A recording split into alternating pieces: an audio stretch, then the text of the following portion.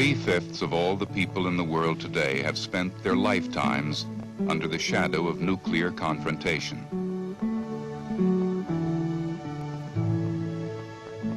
The winter and spring of 1972 gave rise to new hopes for a world no longer shadowed by fear and want and war.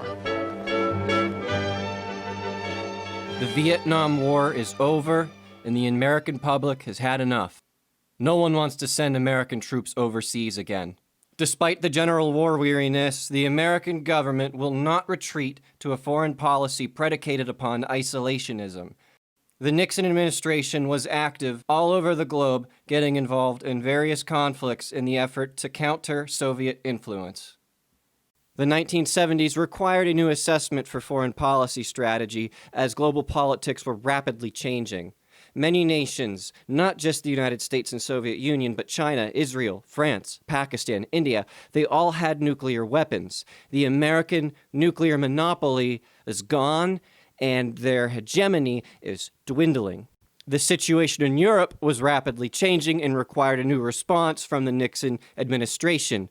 During this time period, France and Germany had formed the European Steel Community, which was a trade arrangement where France and West Germany would share coal mines along the border region near Alsace and Lorraine. Within a decade, this would expand to the European Economic Community, a predecessor to the European Union, and by 1972, it would include among its members France, West Germany, the United Kingdom, the Netherlands, Belgium, Luxembourg, Ireland, Italy, Denmark. Governments in Europe at the time believed that Europe would have more leverage on a global level if the countries could band together. The Europeans felt under pressure to keep up with not just America and the Soviet Union, but also the emergence of new economic powers in Asia.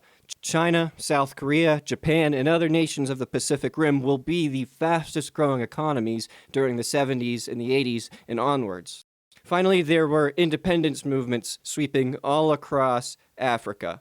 Many countries emerging from independence were still vulnerable to exploitation from greater powers, in particular the Soviet Union, but also the United States, the Europeans, even the Chinese. Many of the conflicts that swept the African continent during this time period became proxy battles of the greater Cold War. The aspirations of groups on the ground were often ignored as they were used as chess pieces in a game played between America and Russia. If there was one thing that both the Soviet Union and the United States could agree on, it was this: the concept of mutually assured destruction. At this point, both countries had enough nuclear weapons to destroy society, to bring about the end of the world as we know it. So they both agree to restrain from any kind of direct confrontation. They compete through spreading global influence in other ways. At this point, the number of nuclear warheads just doesn't really matter.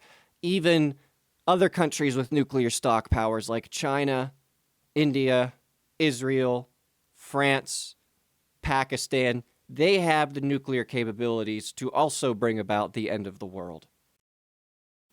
So the policy followed by Richard Nixon in the 1970s became known as détente, a policy of strategic restraint. The idea was to manage flares of global competition. If the communists stage an uprising in one corner of the world, then the Americans will send aid to tamp down that rebellion wherever it is. Henry Kissinger, who was Richard Nixon's national security advisor and then later on his Secretary of State, was the architect of this foreign policy.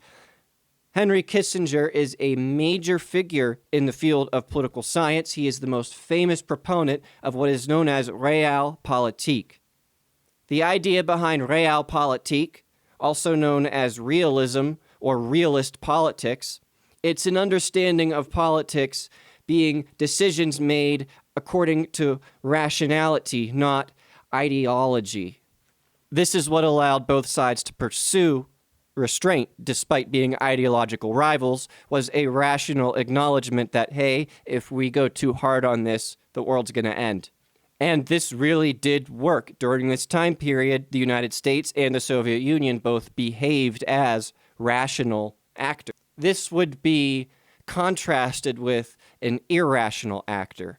The fundamental weakness of realism is that as a realist diplomat, you assume that whoever you are negotiating with is also rational. But rationality is subjective. Who's to say that what the foreign diplomat considers rational is something that you too would consider irrational? What if you are negotiating with a man who just wants to watch the world burn?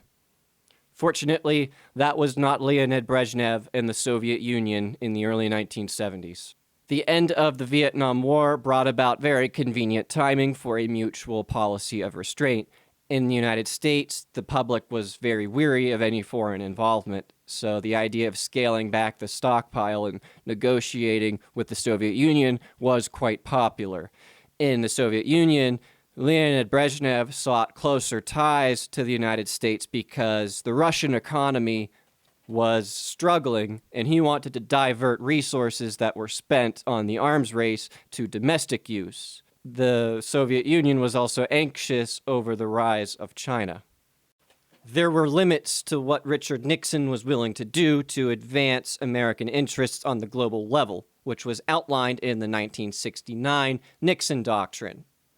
The Nixon administration's foreign policy strategy would be that the United States will only supply military and economic aid, no soldiers overseas, on the ground, involved in any of these conflicts.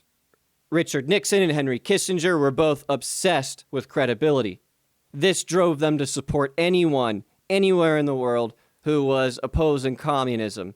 They truly believed that one single communist victory anywhere in the world would tip the balance of power away from the United States. They simply could not let it happen, because if they did, the United States would be humiliated on the global level, and no one would take American power seriously. Therefore, they have to make sure that anyone who needs help against the Soviets will be able to rely on the great resources of the American government.